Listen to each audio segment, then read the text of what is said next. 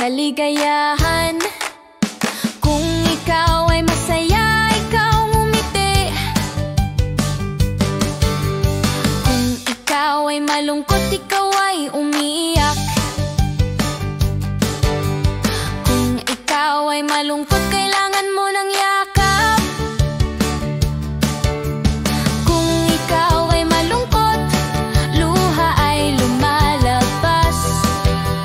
Kung ikaw ay malungkot, ikaw ay umiiyak.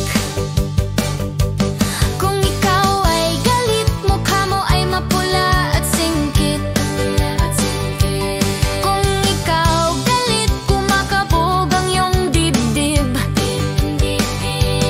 Ang galit na nararamdaman ay isang normal na emosyon lang.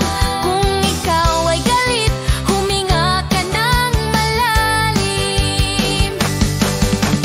Emosyon ay iba-iba, lahat sila ay mahalaga. Kaya sabihin ang iyong nararamdaman para kalooban ay gumaan.